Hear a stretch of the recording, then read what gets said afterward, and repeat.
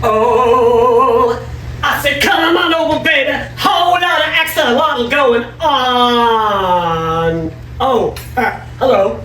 Didn't know you were here already. This is episode 7 of Somethin' Fishy going on. Around here, it's July 2025.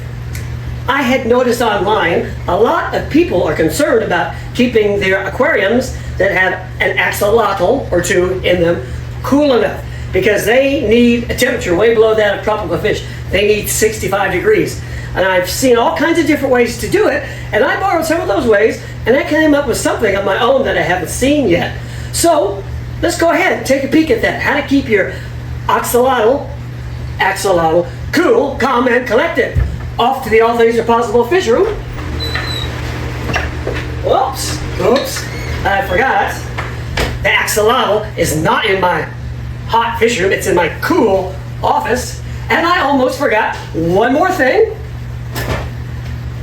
Within the Broken Arrow area, Broken Arrow, Oklahoma, and shopping for aquarium supplies, stop in at Fins for Grins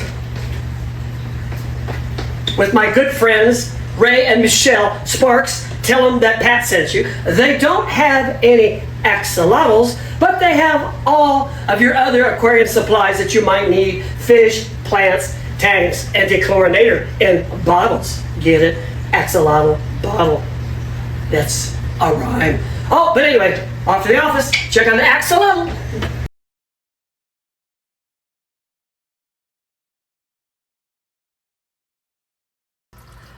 I took a look at my axolotl enclosure, and I noticed the water was a little low, and I checked around the side, and the temperature wasn't bad, but a little high. I prefer to keep it down to 65. So I thought I would add some water, drop the temp, and show you what I have to keep my axolotl in. Hey, here we are. Light B. You might remember I adore outlet switches. I like everything to happen at once. So the betas are on, but the star for the day is our axolotl. I'm keeping her for a friend for 2 years. Long story. But the setup, I know nothing about axolotls. Hello, Phoebe. I know lots about fish tanks. So I had to do some research. I learned that you leave some space at the top because I like to jump out. But the trickiest thing for me was going to be keeping that temperature at around 65 degrees. I started out with this tank in my garage, and I knew that was in the wintertime, so it's okay. I knew it wasn't going to work when summer came around. My hot water heater is in the garage, and once you get to July, like it is now, it puts out about 79 degree water, and I didn't know what to do. So I learned about making chillers, and I tried to make a chiller. It worked, but I didn't have the money for a good-sized refrigerator, so I kind of laid it aside, brought the tanks in the house, hoping that the ambient temperature would keep it down, but we don't keep the house at 65. So I did some more research. And so I went with a lid that I made out of egg crate and a ceiling grid so that we could have some evaporation.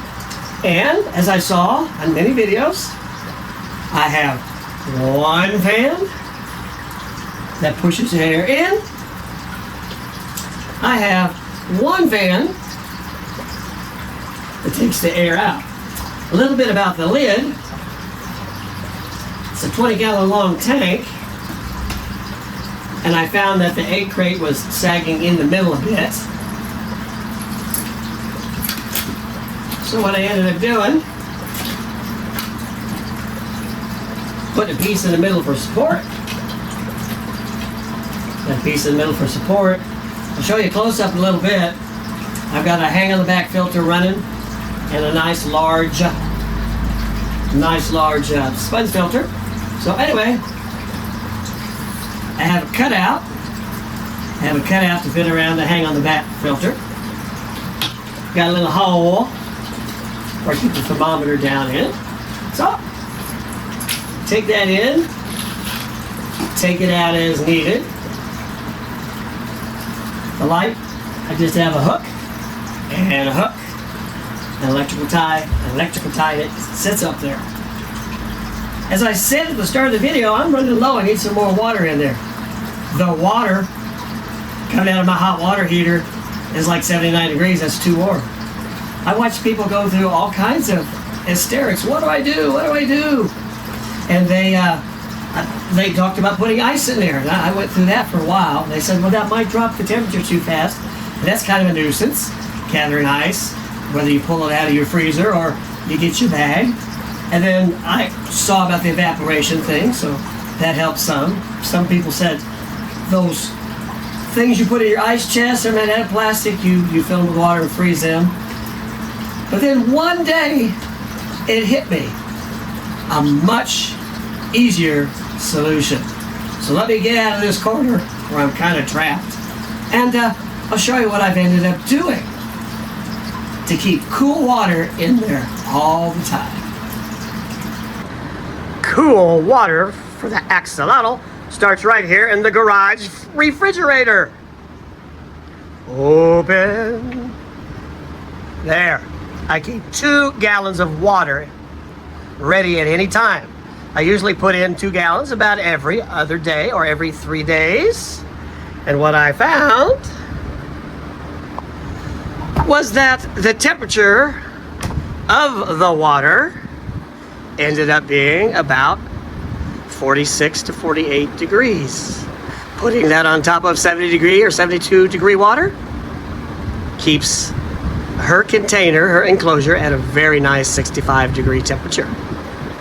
So what we'll do now, I've taken those 2 gallons of water from the fridge, give it a squirt of Fritz Complete, 1 in each jug, 1 in the tank, and simply dump all that in there, 2 gallons. Probably could use 3. I'll put another in tomorrow. Chug, chug, chug.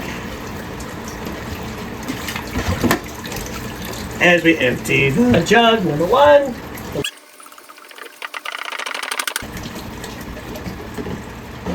There we go.